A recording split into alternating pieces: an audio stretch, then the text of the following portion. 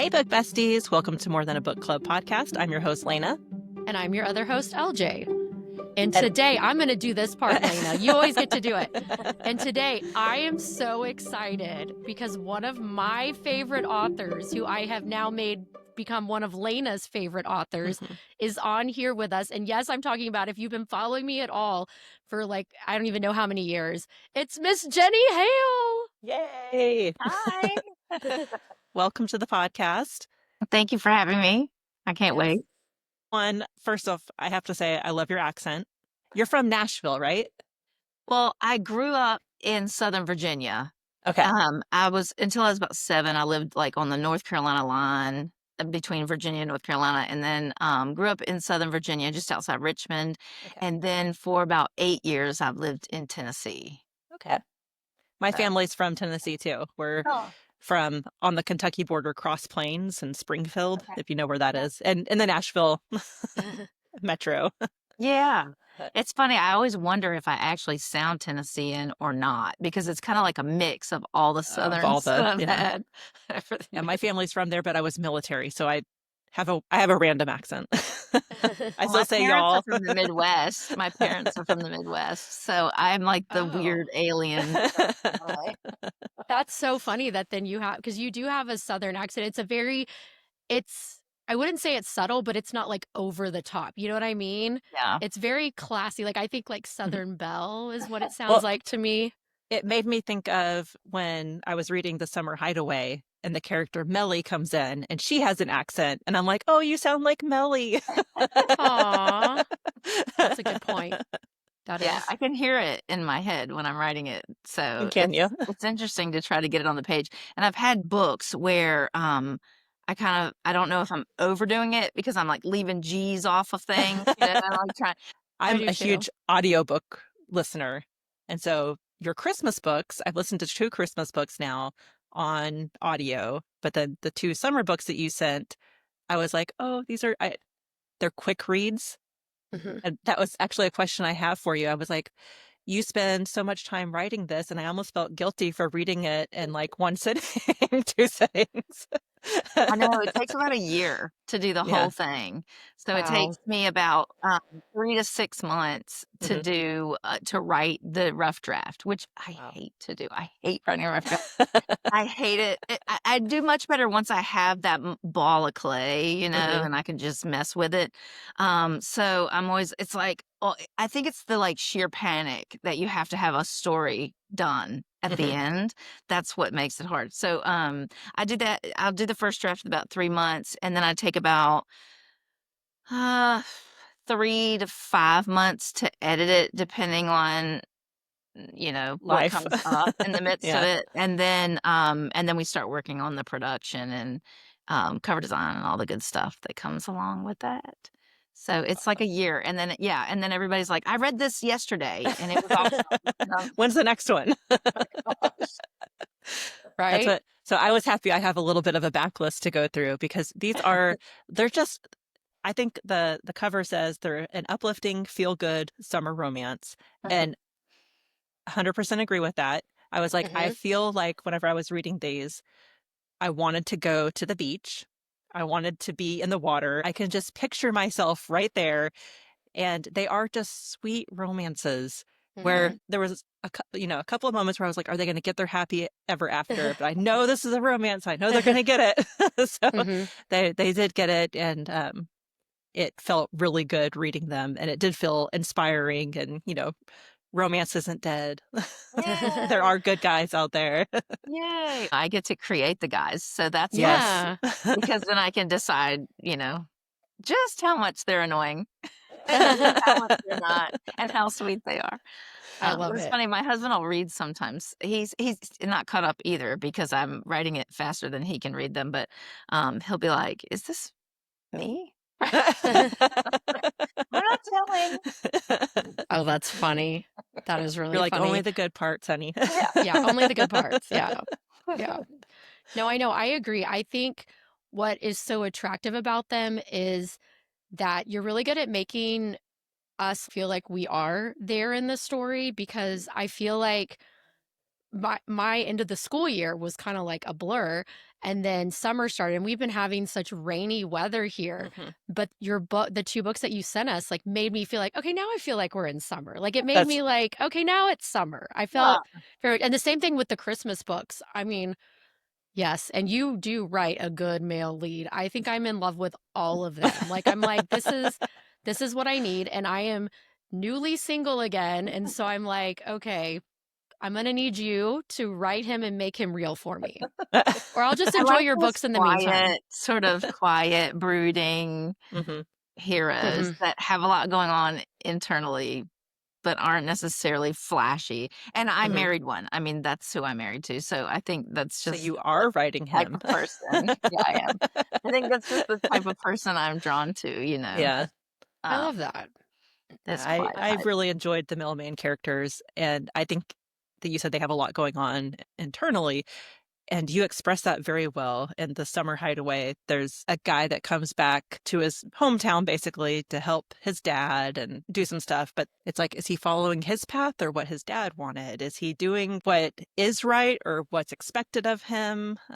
So there's a lot of that internal conflict, and I loved that because the whole time I was reading, I was like, is he going to do what's best for him? Is he like, where's this going to go? And it made me just, I Mhm. couldn't wait to get to the end to see what was going to happen. When I I think we all kind know. of face that, we Hmm. all kind of face that need to do what's expected versus what isn't. I mean, Hmm. one of the biggest things for me, a biggest area of growth was when this writing thing sort of caught on because I was like, well, I didn't go to school to be an author. I'm a teacher. I was a school teacher, elementary school teacher. And so I think there's always that moment where you're like, do I take this jump? Like, do I Mhm. do this for me? Hmm. Versus I grew up and, they were like, you go to college, you get a job, you do the thing.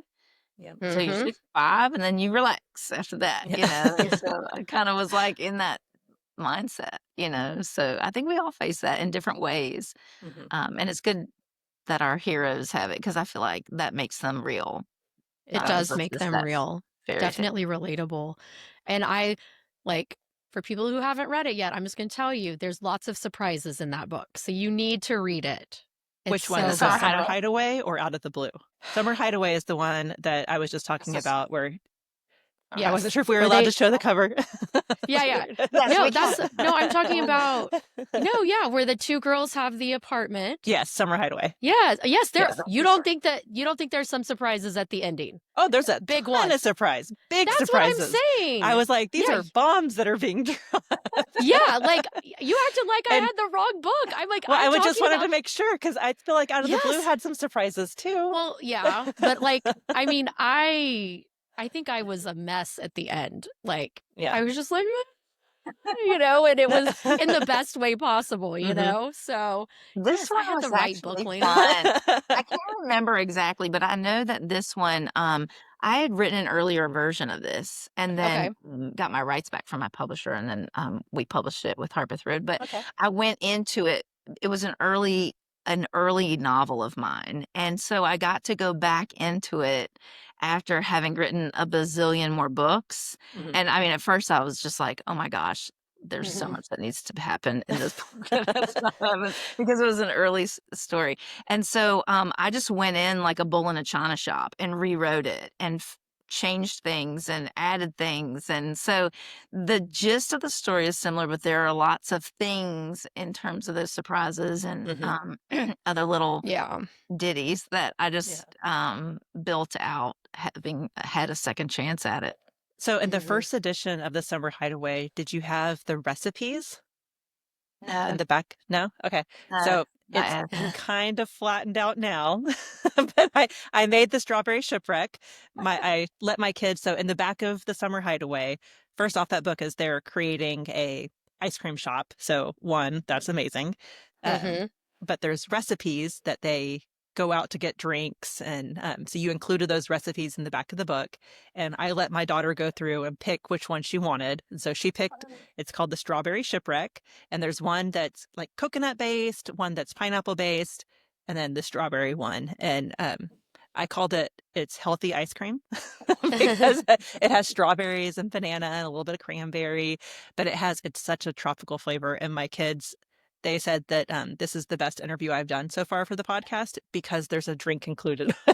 They're like hands down favorite. But Well, I made those drinks up, so then I had to try to come up with a recipe. So I haven't actually like put it all together for every single one of them.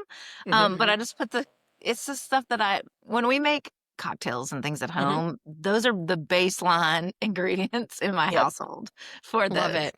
And so we just make, whatever summer drinks, mocktails, cocktail, whatever we're doing. Oh, We yeah. put coconut, pineapple, cranberry, so good. all the fruity. I like the creamy, fruity flavors. Mm-hmm. So yeah, I had made those up, and then I had to go in and figure out like how do I make these into real drinks. I thought that was a Well, really you fun did, touch. apparently. And my kids, hands down, they approve. So That's awesome. Which, I And mean, I do that's too. the real deal. I definitely enjoyed the recipes at the back. And then that one, you also included book club guide. Yes. So it had some questions that you could ask and different things. And I was like, I love that idea. So if you're looking for a summer beachy read for your book club, this would be good. That's The Summer Hideaway. And the re-release just happened, correct? Yes, it just happened June 3rd or 4th, maybe. That's so very exciting. new. Yeah. Yes. And that one's in stores. So we did that one in both trade paperbacks. So it's in stores. A lot of my books are digitally published, so they're online. You have to buy them online. And the paperbacks are like at barnesandnoble.com and amazon.com and different retailers. But this particular one, the Summer Hideaway, we did the big print run, and it should be in stores, so you can find it in stores. So I Hey. I'll thought, have to go find it. since it's in stores, let's really focus on book clubs and make sure we have all the goodies in the back. That's so fun. I mean, you set it up perfectly because not only do they have the book club questions, but they also can make the drinks and serve them at book club. Like that would just be so fun. So, Yeah, that's what I was thinking. They could just kind of have a party, any chance for any excuse for a party, right? Oh, yeah.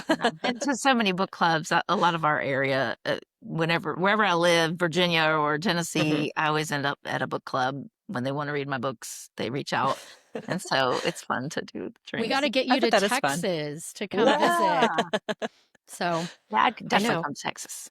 Okay, good. Because we definitely want to. I'm like, yes, come to our book club. But what I really appreciate about your books too is that you have a good job of writing the tension between the characters, and you're able to stop, like, it's a closed door. It's a very sweet romance, and people can interpret from there how things go beyond, or like even like long term when you have the updates, the epilogues and things like that. And I really like that because I think that makes it cater to a larger audience, because sometimes people are afraid of romance books because they're thinking Fabio on the cover and who knows what's going on. And these are true rom-coms, and they're so sweet. And I think that just really, to me, I would say it appeals to a larger audience. And they're ones that I could be like, okay, to my kid, to my teenager, here, go read this. Like, it's so cute. Or my grandma, because I send my grandma a book for Christmas every year. And I'm like, I would feel comfortable sending my grandma this. Yes. Well, a lot of I think she would enjoy it. just because I was an elementary school teacher when I started this. So like you can't put anything in your books. Racy, yeah. You're teaching elementary school. And so it sort of started from there. But I mean, that's just kind of who I am anyway, so it was an easy brand to sort of continue. And I didn't really feel the need, given my writing style, to add in anything outside of that. They can kind of just stay that sort of traditional classy. Anybody can read it. And my fan base is real wide because of that. I have 18 to 65, all ages can read it. So that's kind of cool. You read with your daughter. It is. It's so cool. Okay. So we're talking the summer romance books.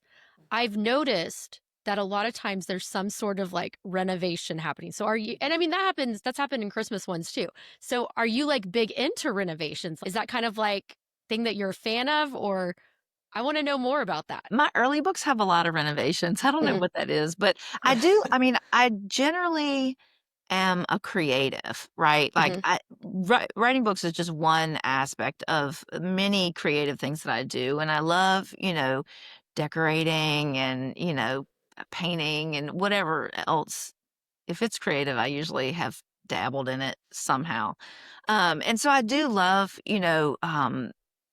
decorating a space. In fact, I'm obsessed these days. I can tell I'm getting old because all I want to do is get a big old RV and like sell everything and move into it. And I remember my grandparents said that too. And I was like, am I that old yet?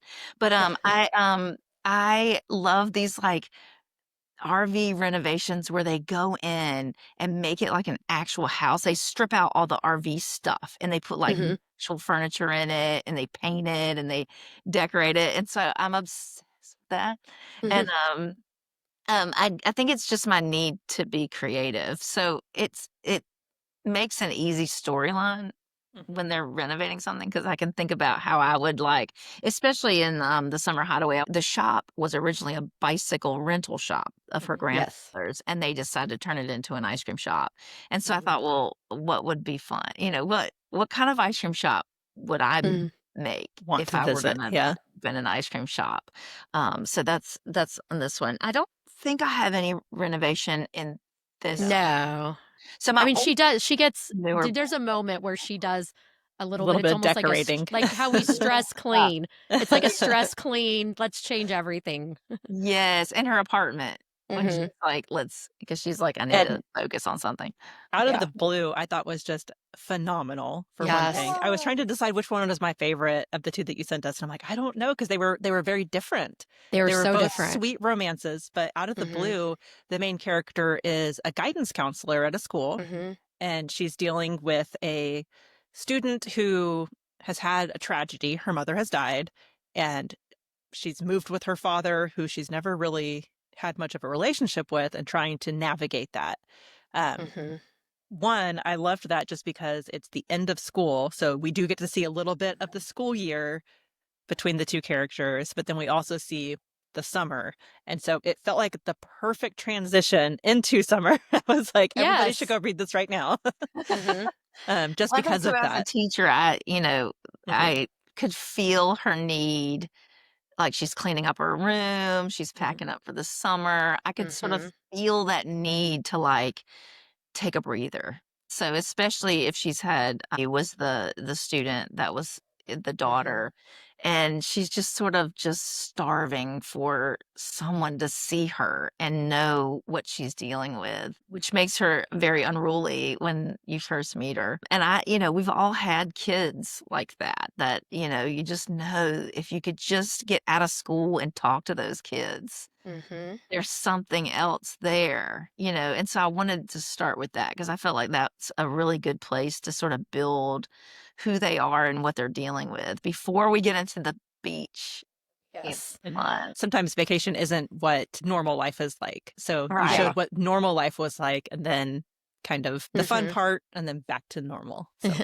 I enjoyed Yeah. that. Well, I will say, because I am a high school teacher, I really identified with her because there's been a lot of reels and TikTok videos at the end of the year of like Velcro students. And so I made one too because I did have a lot of students that even when they're working on stuff, they're like, well, can I just sit behind your desk? Can I sit here? And I'd be surrounded by kids. And then like during lunch, different kids would come in. During my student council class, they all wanted to surround me. And I loved it too. Like, and there over the years, there have been kids that other teachers would struggle with that I would have no issue. And when there would be some sort of meeting and they'd send it to all the teachers, and I'd be like, wait, this kid's causing problems somewhere? Like I had no idea. And I feel like I've been in positions to get to, not to the same degree, obviously, but in some ways get to at least be someone that listens to them and validates their feelings and just to be a positive adult Mhm. in their life. And that's what I would always remind myself because I am an extrovert, but I also reach my limits, and sometimes you need quiet, and what I would just be like, "Okay, but this if someone's coming in, you're like, 'Oh, no, I just need a minute,' just this kid needs you more than you need that minute. You're gonna get a minute tonight.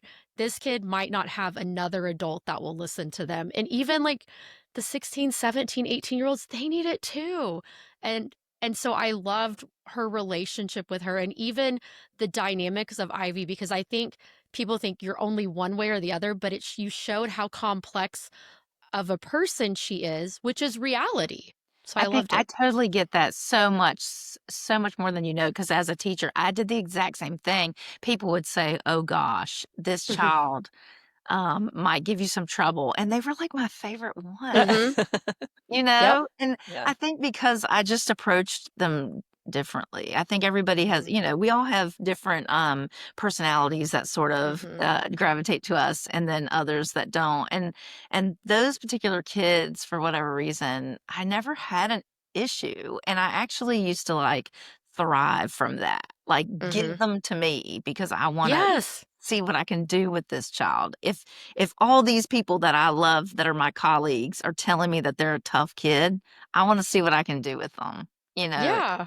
And I had this similar situation, they'd want to like come into my class and hang out and, do things the next year because I was elementary, so I'd Mhm. have them in my room for a year, and then the next year they'd pop back in, Yes. say hi on the way to class and things like that. Mhm. But I get Yes. it. And I think that too, I could play on that when I was writing Nora, who was the heroine in the story, and Mhm. how she dealt with Ivy and how she managed it. And it's sort of just, she was more about being human than she was about Yes. being teacher to student. I love how she acknowledged her limitations. Nora Yes. acknowledged that, like, I've been trained for this job and they're wanting me to do this job. And I really appreciated that because I think a lot of times parents think the school counselor, like, well, you just got to handle all of our problems now. Or it's the opposite. They just think they're for scheduling. So, and it's like, but I love to see that she did not pretend to be anything that she wasn't. And I think too, I wanted to touch on the idea that, having been a public educator, there are weird gray areas that Yes. no one can deal with, that somebody gets stuck with. And you're trying to figure out how to manage it without Hmm. overstepping the line. And so I really worked on that to make sure. I mean, I do still have some teachers that were like, I would never, like, she is so, like, she's Yeah. I would never be able to do this, and, like, and I'm laughing because 'cause I'm like, "Well, I was a teacher and I did half of that," but Yeah. Yeah. Yeah. everybody's different. I Hmm. think, that's sort of that gray area. Like, there are some Yeah. teachers that would say there's no way that she should be saying this and doing this and putting kids in a car or whatever. Yeah. And I then, know. but I think about how there's some kids that just don't have anyone Have else that can anybody. do Yeah. it. I like Nora because she debated like, is this the right thing to do with the love interest? And as a rule follower, I was like, I feel that because it was an internal debate about what's right versus what she needs and wants. And was she get in trouble for that, or is that going to be okay? I definitely felt her character a lot and related to her and her grandma. I loved her grandma. Grandma was Yeah, so her sweet. grandma wasn't Oh my supposed to be a gosh. big deal, but the goal of the grandmother was to get them to the beach, when you're doing Yeah. plots, when you're writing plots. But the more I wrote her, in fact, her little incident, her little scare that's Yeah. in the book that I won't disclose, that came later, like after I mean, during the first draft, but I hadn't planned that originally. But Hmm. I just wanted to give her a bigger part and give Mhm. her more with her husband having passed, and like, Hmm. let's give her some reasoning here. What's she doing and why is she manically cleaning the house and Yeah. planning for these trips? Because Nora's like, I mean, she's old, can I get her there? Can I Yeah. get her Right. to the beach, so I didn't plan on her being as big a character as she was until I got into it. Well, I loved her relationship with Ivy too. Like, you Mhm. know, that I just thought it was cute. I love that they were texting and Right? all that. So I was like, that's so cute. Like, because Ivy needed that too. We didn't hear Mhm. about any of her grandparents, right? And so, not only has she got this maternal figure, she's got this grandmother figure. And I loved that too, Yeah, because that they were came cute. after too. As I was writing, I was just like, let's have her talk to grandma. Like, that's I mean, fun. and that seems so real though, because sometimes if your kids don't want to talk to you, they'll talk to grandma and then you guys can share information. And I think it's important that kids have a grandma in their lives and that they have someone they Yeah. can trust beyond just a parental figure. And Hmm. Well, I Ivy think just needed too, someone. and grandparents are have such a wider perspective. Mhm. I was saying just the other day to someone else how my husband and I saw somebody on our Facebook page who was stressing out about something with their little tiny kiddos. And he and I just looked at our kids are 19 and 16. And he and I just looked at each other and we were like, it's okay. Like, it's okay. It's gonna be okay. And I think your grandparents have an even bigger perspective to say, like everybody says, think about it. They say when their kids are with their parents, they're like, that's not how they treated me when I was Yep. growing up, right?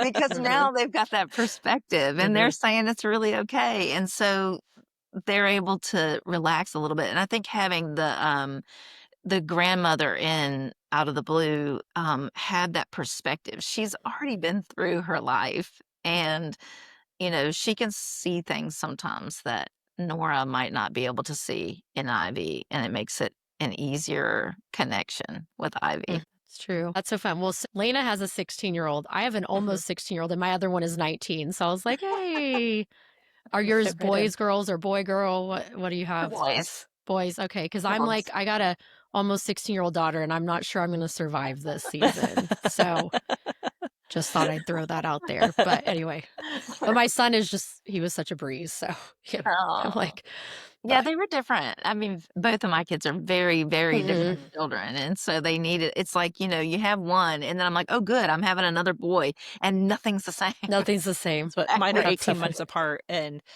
my son, I was like, he's so easy. And like, we got pregnant whenever he was 9 months old. Like, he hadn't even started walking yet. And then my daughter came along and she was, crying all the time. I was like, Oh, if we would have had her first, we probably would mhm. have waited like 4 or 5 years to have another one. No, But that's true. That's true for me that's too. just life. Definitely. But you're right about the grandparents thing. We haven't talked Mhm. about Claudia this episode. So my mom is Claudia. There's a long running joke that she doesn't listen to the podcast. She's listened to like 3 episodes. And Claudia will do stuff like that all the time. And I'll be like, there's something where I came to pick up the kids and she's like, I told them you would take them by Target to buy a toy. And I was like, what? Come again? And she's like, well, I told them you would. I'm like, I'm not doing that. And she's like, well, I told them you would. I'm like, okay.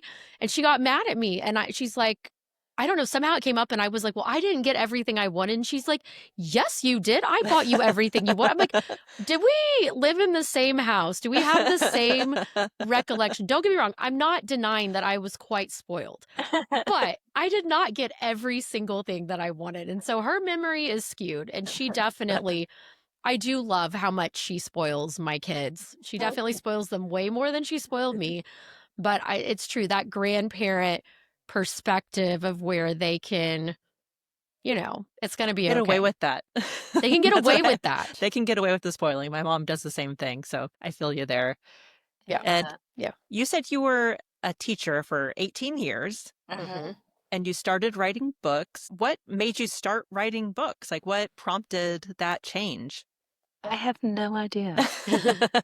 The only thing I can think of is I was teaching. I mean, I'm a creative. I like to constantly do something different, Mhm. constantly. And I'd popped around.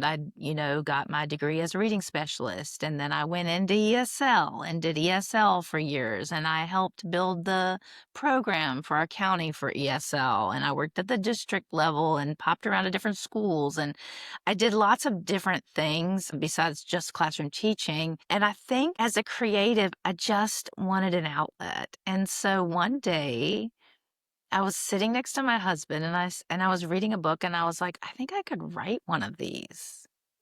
And I had no idea what I was talking about because I don't know how to write a book. But I wrote a book and it was awful and it never saw the light of day. But I got the whole thing written, like a book-length Mhm. thing. And so went back to reading, and as I was reading, it ruined, my ability to read fiction because I now have an unspoken conversation with the author when I'm reading fiction.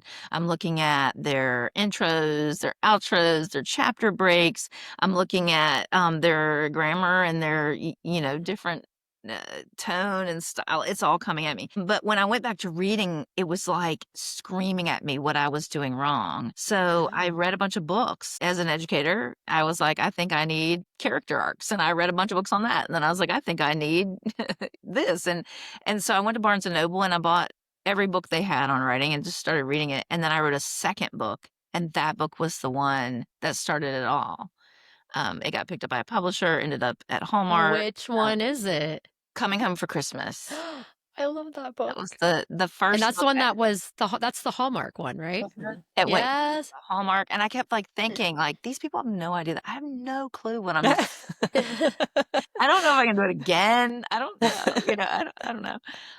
But yeah, and it was rocky there, trying to do it again and trying to get, an understanding of, editing timeline. That Coming Over Christmas took me 2 years, and then all of a sudden I had this, like, tight timeline to get the next one done, and so that was its own little beast, and I still wanna hide under the table when people say they're reading my early novels 'cause Oh my goodness, no, they're so good. I don't know what order they're written in, but anyway, but I know I think that might have been the first one that I read.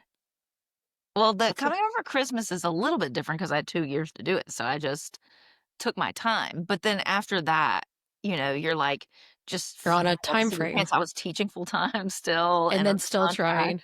and trying to learn how to do it, and, so some of my earlier ones, they're different. I mean, I've definitely grown in the way that I write and what I write as I've gone through it, because I think I'm writing 27 or 28 now, I think. I've lost That's track because I'm incredible. So like 3 many, or I 4 know. books are in the hopper. So, I have usually now when I'm writing, like, Out of the Blue is out now. The Summer Mhm. Hideaway is out now. I've got another one finished we're doing a cover reveal in July. That's coming out in August.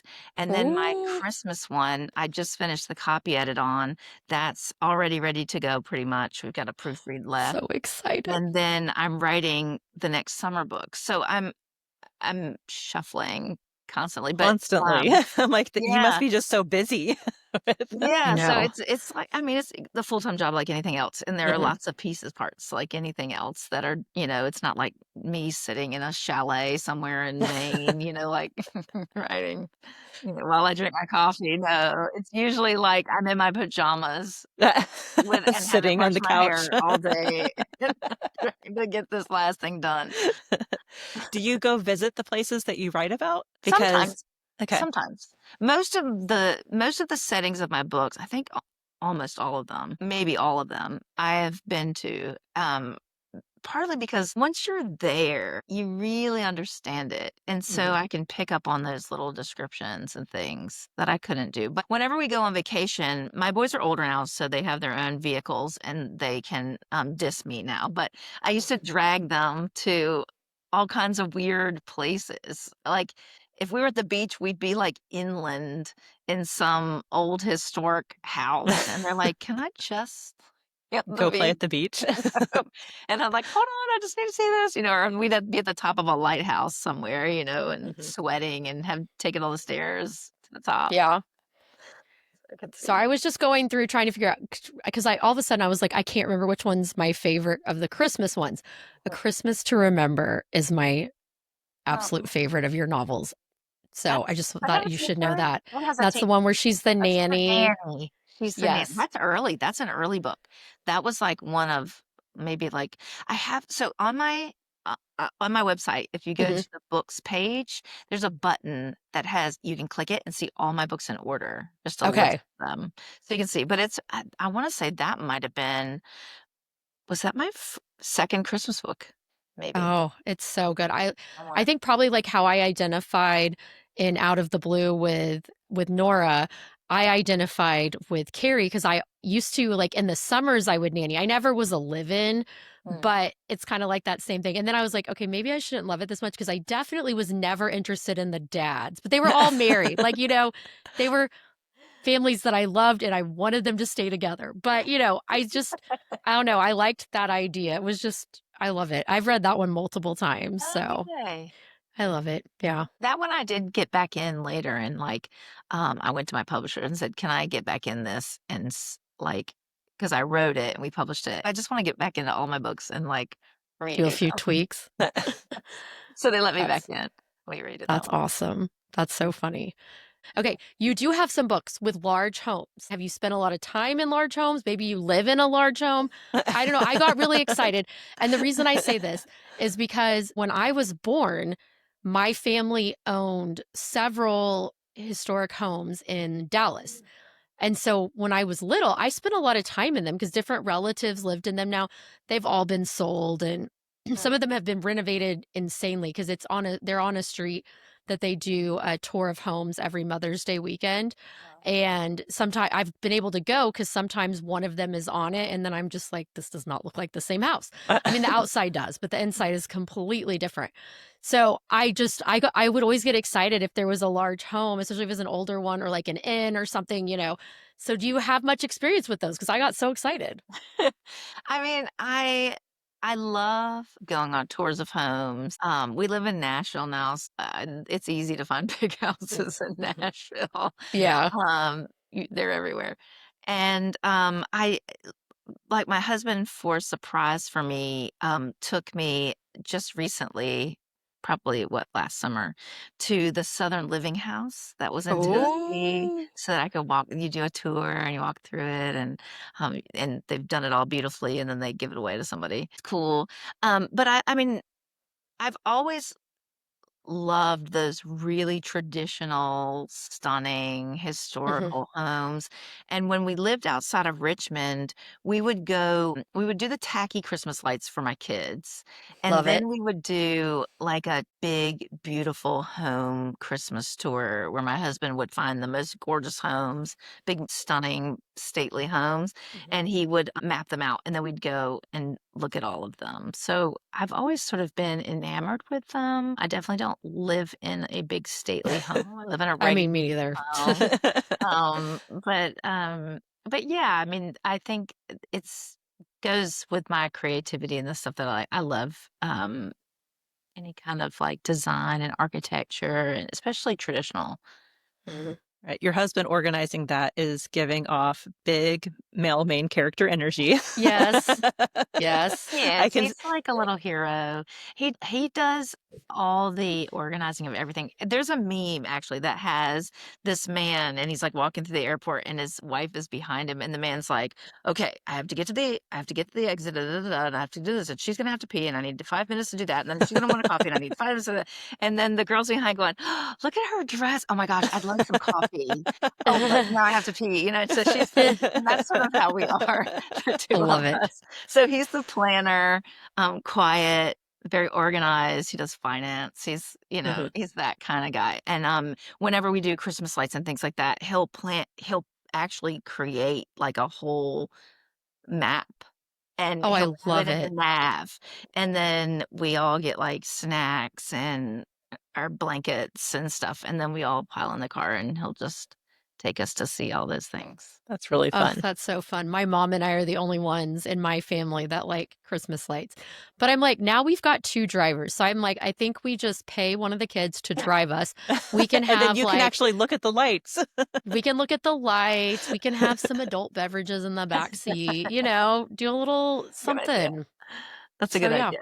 I know now that mine are both, I mean, they're 19 and 16 now. So, they did go, I think last year we made them go. We were like, "Go see the lights." Yeah. Yeah. And they did it for us. But they're really good. Both of my boys are really good about, they're like, "Mom really likes to do this. Let's So we'll go." do it with They you. don't fight it very, That's That's good. sometimes we're good. like, "Are we doing lights?" But they'll do it. That's And if you give them fun. snacks. Snacks help. And so you Snacks said definitely your help. husband kind of inspires some of your male main characters, maybe not Well, directly, but has anything else from your books been inspired by your life? gosh, I mean, I try not to, Mhm. only, because I don't want to relive whatever's in there. But I think always there are little bits of me, not necessarily Mhm. my life, but it's kind of like how I would handle it. I know one of my books, Butterfly Sisters, the two sisters were the two sides of me because Oh, one that's side of me is cool. very creative and artistic and, um, sort of free spirit. But then because of how I was raised and because of our society, I guess, I also am a very like uber organized. I mean, I was one of those elementary school teachers that looked like Pinterest threw up in my classroom. Everything Love it. organized and labeled and bright and little flowers. And so there are two very distinct sides of me. And I often say that I'm so organized because it's my coping mechanism for my rampant ADD. So like naturally just out there. So I have to work really hard to make sure that I can function in society. Right. So there You are can Yeah. be I creative can and lean be into organized. the Yeah. yeah, like I can lean into one side or the other or any of my characters, there's a bit of anybody in it, that I can just sort of lean into that side of me. And I've said too, when, we took a left brain, right brain test in high school. I have no idea why we did this, but it was really cool to do. And I was right in the middle with Mm, one mark to the right brain, which is the creative side. So I kind of have both sides. yeah. So while there's not like a specific plot that is mine, a lot of times the way the characters respond would be the way I'd respond. And I that's love that. I do. I love that. Um, so do you have any favorites of your books? it's always my last one. Always your last one? Yes, Is that Love because it. because that it's has done my or? most recent knowledge of writing. Gotcha. Okay. Gotcha. I'm really hard on myself. I'm push myself to the outer limits. I'm one of those people that I just go, go, go, go, go until I fall out, and fall asleep. And so, I put a lot of pressure on myself just naturally. And, when I'm writing, I always just want to cry when I have like my old books when people are reading them because I've learned something new. And then I'm thinking, well, now I need to go back to all my other books and fix that and all my other books. And nobody really knows or cares. But to me, like I'll get an editor that's like, well, when you do da da da. And I'm like, oh, that's not all my books. Like now I need to go back and fix all. But you Oh. just don't have the time because, like I said, I've got 4 books at the moment that are all being worked right now. So that's my favorite song that last. So one that you're about to reveal and then your Christmas one, are those your favorites right now? Yeah, okay, so the one that I'm about to reveal in July Mhm. is unlike any book I've ever written in my life. Whoa. And, it came to me the whole story came to me like a download. I wrote it in a month. Wow. My developmental editor was like, "There's not a lot that needs to change here." It was just divine intervention, and I was like, "This is a favorite story. I really Ooh. can't wait to release this one." Like, I And can't wait now. it's like a fall story, so it's not even like Ooh. a summer or a Ooh. Christmas. So, it was not something I'm used to doing. I mean, I've done a few of those, but, yeah. So, I will say that right now, this one and it's new, so I can say it's my favorite because I haven't learned anything else, so it's kind of exciting. But yeah, it's a really interesting, different type of book while still being a romance and still being that clean type of romance that I do, but totally different than Oh, any I'm excited. And you said that one comes out in August. yeah, I've got it set for a cover reveal in July. I mean, it's sitting on my computer, just totally Oh. done, waiting to. I have everything, audio You could file. totally share it right now. I know. I want to, but if I do that, then I've got to I give know. enough time for people to buy my summer book. Oh, yeah, yeah, yeah, yeah. No, no, no, no, no. Takes So off too quickly. everybody in July, go look for Jenny Hill's. Cover Do you do reveal. like an unveiling? Yeah, like so on social media, we reveal the cover on the same Mhm. day that we announce the pre-order. Okay. So when everybody sees the cover, they go, "Oh, that's a new book," and then Mhm. they can pre-order it. And the pre-order is usually like a month long. So I have it set to release. We're gonna do the cover reveal in July, and then in August it'll be ready to roll and ready to buy. And So exciting. and that'll go, and then that'll last us until September probably September when I do the cover reveal for Christmas, and then October is purchase date. So You are exciting. I'm so busy. excited. Oh my goodness. Like, cannot wait. And I want to say something else that I really appreciate, that a lot of your books, if not all, are on Kindle Unlimited. So my divorce gift to myself was I bought like 3 or 4 years of Kindle Unlimited before we separated our money. So so I have lots of it. So I really appreciate that, because I mean, I think even if there's like, okay, someone that maybe is on a budget, okay, join Kindle Unlimited for a month, read a few books, then you can just make it, then cancel whatever. But I appreciate, as someone who's been on a budget the last few years, like I had an unexpected divorce, and I'm a teacher, single mom, 2 teenagers, one of them being a daughter who is determined to spend all my money and more. And so I really appreciate that. And it makes it so accessible.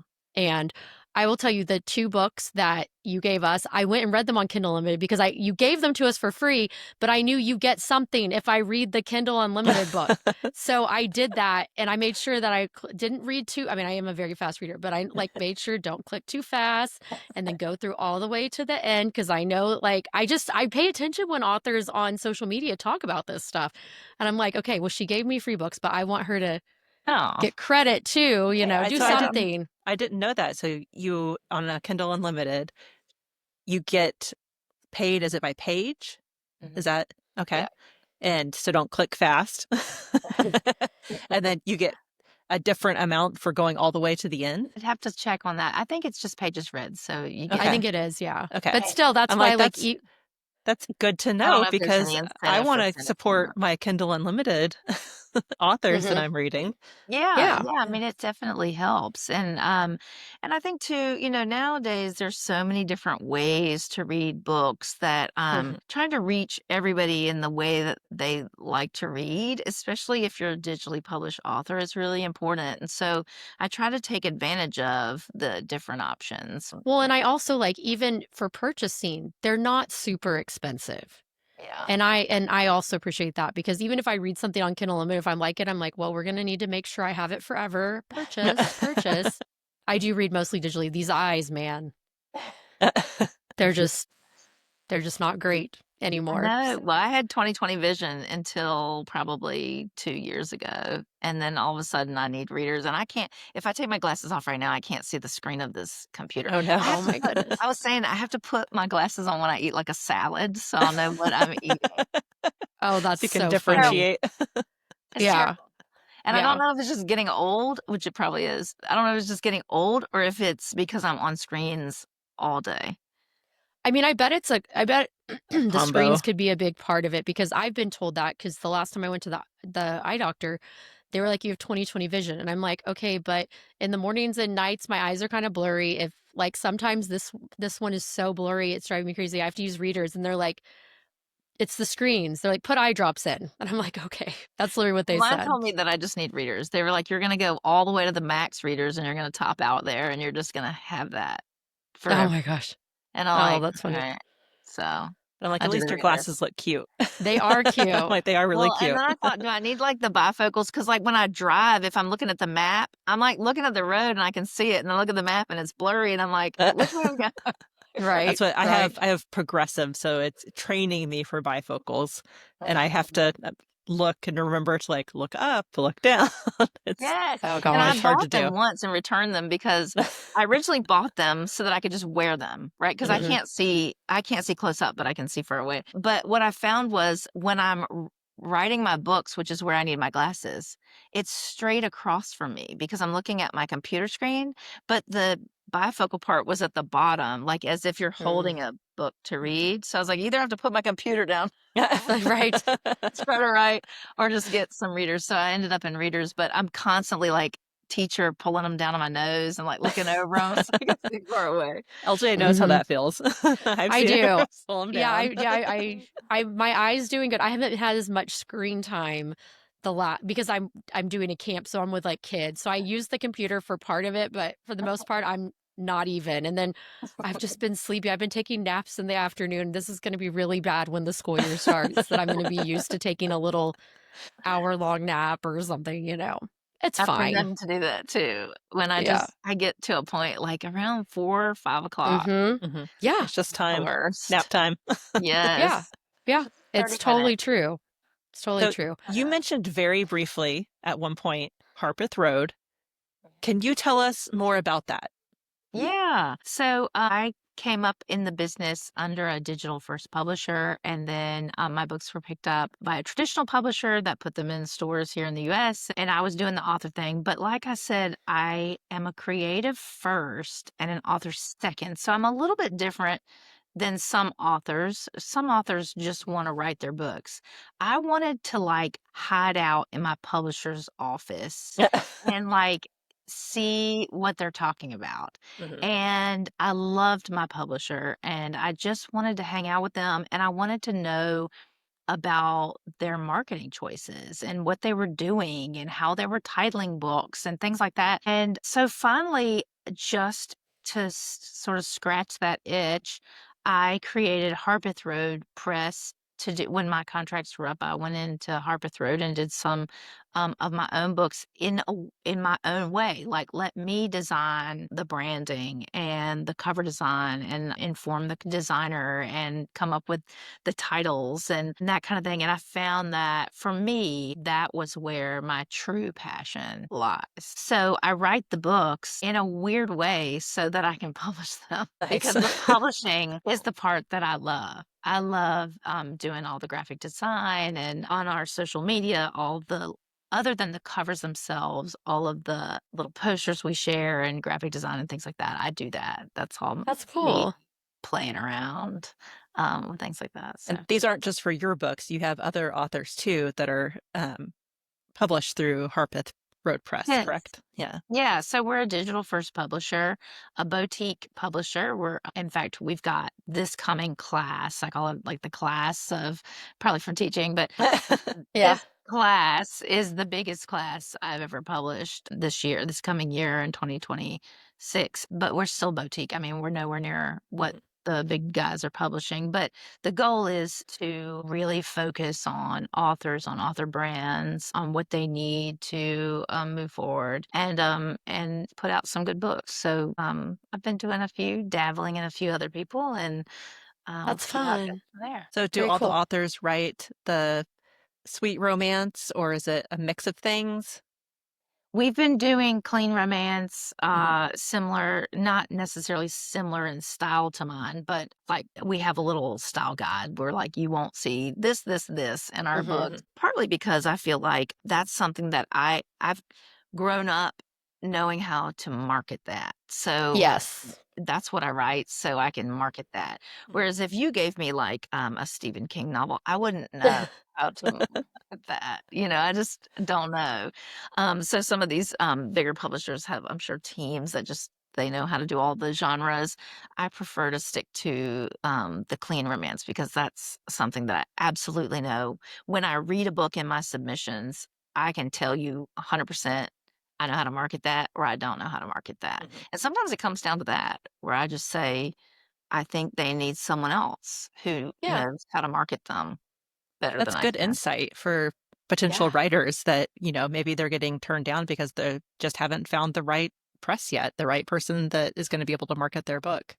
Oh, yeah, I say that all the time. One of the things I learned having been on the publishing side is that there are so many external reasons to cutting someone's novel or saying to publish it. There's like the length of your current list for that season. There's whether or not it's too similar to one you've already got, whether or not the only title you can think of might be just like the title that you've already got. There's all kinds of things like that another publisher might not have any of those. And I know as an author, when I was submitting to publishers, you don't know because nobody has enough time. You don't have enough time to say to every single person, especially someone you're not going to be publishing, why you don't want their book. Also, that Hmm. opens us up because then I have to have a conversation with somebody Right. and they're like, oh, well, what about? And I don't always have enough time just because we're stretched so thin with the books we do have. So you Hmm. end up sending out these form rejections, which I hate to do. But at the same time, you just don't have time. I mean, if I've Mhm. got 20 in a day, I've just got to send them out. I don't have time to like have a little coffee Yeah. with Handhold, them yeah. on like how they can better their, It's not a so parent-teacher conference. Yeah. yes. So when I used to get feedback it was a major ordeal when I was almost like clingy to the people who would give me feedback because Yeah. I get it. As an author, I get that. But it's just the nature of the business. That's how it goes. But yeah, I mean, if you get a rejection, that doesn't mean you should stop by any means.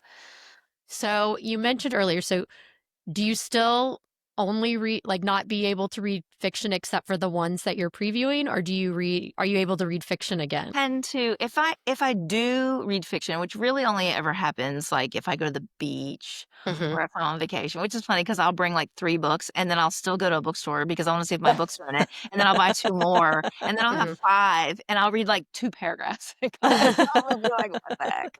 But, That's so 'cause fun. I just keep bringing more books home. But, I tend to like, historical fiction, something Mm-hmm. that's like slightly different from my own, because when I read like I said, when I read somebody else's, if it's my kind of book, either Yeah. it gets me thinking like weird things, ADD type things. Like I'll be like, "Ooh, her tone there was really good. I could do something similar in that transition with so and so." And then, "Oh, well, let me just go get my computer and I'll just do it now." And Yeah. so it doesn't have anything to do with the book, and I end up not reading it anyway.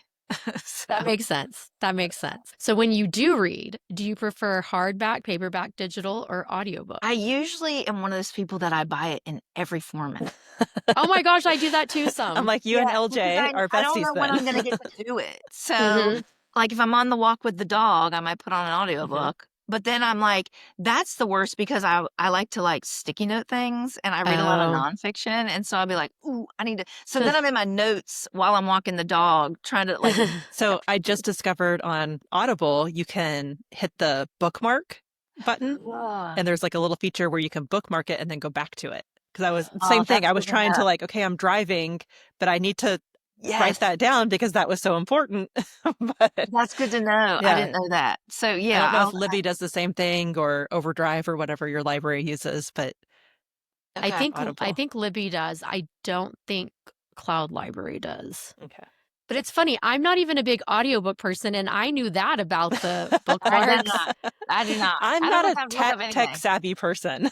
So I just okay, says the person who edits our podcast. But anyway, no, I am the one that also I'm like, well, maybe I'm gonna want to listen to it, or maybe I'm gonna want to read it. Maybe I'm gonna be out and only have my phone. Oh, but it's pretty. I want to have the book in the house. Oh, wait, the paperback came out. Well, maybe I need that too. Like, I usually get the paperback first yeah. because I love paperbacks and I want Hmm. to like touch the cover and the design. And then I get an ebook because I don't know if I'm going to need to read somewhere like at night or like where it's Hmm. dark or in the dark car or something. Yeah. And I don't do well with book lights and I don't ever remember those. And so then I get the audiobook for when I'm driving or walking the dog. So I end up with all 3 versions. If I really like a book, I'll get all Yeah. 3 versions. That's But fun. I tend to buy paperbacks when I'm out. I like them, Yeah. and I'll buy them just for their cover. I won't even know what's yes. in them. Oh yeah. I Yeah. have several books that I have bought just for the cover, and I'm like, I hope this is good. Yeah. Hmm. And I have Same. gotten books home where I'm like, "Oh, it's this? Like, it's Yeah. this Mhm. style of story?" Because it might not be my jam, and then Yep. Hmm. I'll just give Hmm. it to Goodwill or whatever, but, And I also um do the thing where on vacation, that's my souvenir is I'll go to a Yeah. bookstore. I Oh. love looking at like local bookshops and seeing what they have. And even if it's something that my own bookshop would have, I'll still pick it up. Yeah, And I it's my was Love it. talking souvenir. with with Harpeth Road social media manager. We did an IG live, and we were talking about how she collects the bookmarks that the Mm, stores give you on vacation, and I thought Oh, I that's a love really good that. idea. that's a great idea. I mean, I keep them all, but I wasn't thinking like, oh, I'm collecting these. I just keep them Yeah. and use them for Intentionally whatever. doing it. Yeah, Yeah, that's kind of I cool. love that. Are there any plans for you to adapt any more books into movies? Well, all of our novels, both so my novels that are my backlist titles that are with my old publisher, Mhm. they have people who pitch those titles. And then my current novels that are published with Harpeth Road Press, we pitch them to different networks all the time. So there's Oh, always a cool. chance. Again, it's similar to book publishing in that, Mhm. like, it's like a needle in a haystack trying to get them something that fits their list, that doesn't sound Yeah. like something they've already had or something that's old, or like they might say, well, we're focusing on this particular thing this time, this season, and my book doesn't have that or whatever. But we do pitch all the time. So there are some networks who have our books, who are reading our books right now. Okay, cool. That's exciting. There's hope. There is hope. There Yeah. is something about I did not discover Hallmark movies until like 2 years ago. I think LJ talked me into it. And now I'm all Probably. about that Hallmark life during Christmas. They're And just so sweet. It's so sweet. It's great to wrap presents too. I have a friend in Nashville who's a screenwriter for a couple different networks. She and I always get coffee because we're always like, all right, I've got the books and you've got the screenwriting. Like you Yeah. the books, like what can we do with this? But she's between Nashville and New York. She's between the two different ones. But we're constantly like catching up to just see. I mean, one, we're friends anyway, so we the excuse, but we get coffee and just kind of chat about like, here are the books I've got, and Yeah. she's like, oh, I could adapt that. It'd be So fun we're to always work with your friend chatting on in that. those Yeah. circles and trying to figure out ways. But I mean, it really comes down to the networks and what they're looking for. Like they have certain things that, they want to reach certain demographics, or they want to make sure that this sounds different from the one they just aired, or whatever it is they're looking for. So it's just hitting that perfect where they're like, I'm looking for this and I have it. Yeah. That's when you get the good news. Makes sense. Well, I hope that some more come out. I haven't watched It's Coming Home for Christmas and Christmas Kisses and Mistletoe Wishes, correct? That are yeah, Christmas Wishes and Mistletoe Kisses. Yeah. Christmas Wishes. Okay. Yeah. Yes. I have a funny story about that actually. I was in a little teeny bar outside of Nashville, a tiny, tiny little thing. We were watching songwriters, because I love to watch songwriters tell their stories about how they write for these big famous people, and hearing their backstory. And so we were at a songwriter night, and I was in the bathroom line, and there was this tiny little bathroom. It's like it's a onesie. And so there were 3 or 4 of us in line at the back. I mean, this is a tiny little spot. Nobody knows about it, right? You have to live here to know about it. And I was standing next to a girl, and I could hear her talking, and I was like, is your name Jill?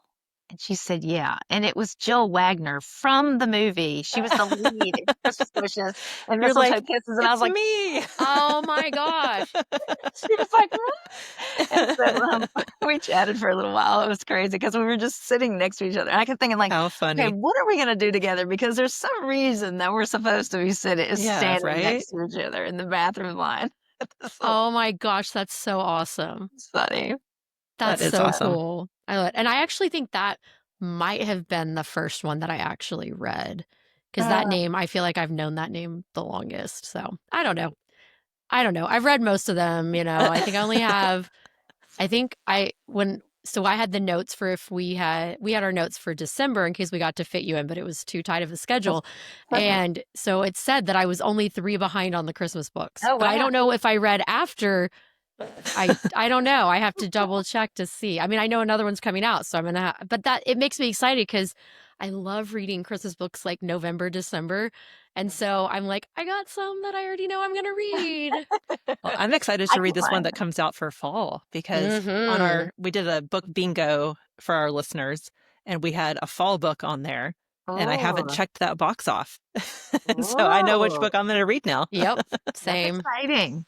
I'm excited about this one. I mean, it really is a totally different, I've gone in a totally different direction, but in the same way as well. You know what I mean? It's just a totally different style of story. And being that it's set in the fall, it gave me like fire pits and leaf changes and deer in the woods, and they're by the lake. And so I had fun scenery to mess with that one as well. But the story is something totally different.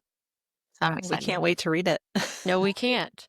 So thank you so much, Jenny, for coming on. Like, seriously, I'm such a huge fan. I'm so excited. It was so nice of you to send us some little goodies and signed books. And I'm just so excited. And yeah, it's like a dream come true. I didn't know I was going to have a podcast, but I'm like, I love Jenny. I want to meet her, talk to her or something, anyway. So that's why we created the podcast, so that we could talk with you.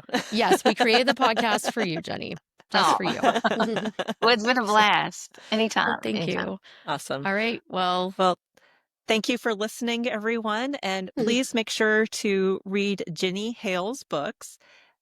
You can also go to your website, correct, Jenny, to find all of your books. Can they order directly from your website, or do they go to Amazon? Like, what's the best way to find your books? My website is itsjennyhale.com, ITS jennyhale.com. And if they go to the books page, you can order through any retailer on that page. So I'll have an Amazon button and a Barnes and Noble button and whatever else, depending on your preference with audio and paperback and all that. Okay, cool. And they might be able to Nice and find easy. Summer Hideaway in their bookstores near them. Yes. Yes. Right? Yep. Sweet to And go out of the printing blue, of that. right? Yep. Maybe? The Magical Sea Glass and the Summer Hideaway and the Christmas letters are currently in trade with Harpeth Road. So those are actually in bricks and mortar bookstores. Woohoo. And then all the other ones are available online. And then some of my older novels are published with Forever Grand Central, and they're in stores as well. All right, cool. Yeah, Very awesome. cool. And go follow her on social media. It's at author Jenny Hale, right? Or author J Hale. I'm on everything except for Facebook. I'm at J Hale Author. And then Okay, on I was Facebook, close. I'm at Jenny Hale Author. Okay. That was one of those things that I set up before I really got the idea of like, you should have the same thing. It's all good. It is what it is now. It is what it is. Yes, they'll find you. All right. Well, thanks for listening, guys, and we'll see you next week. Bye. So thank you for listening to More Than a Book Club podcast. We are recorded and produced in McKinney, Texas. Thank you for listening. Thank you for listening.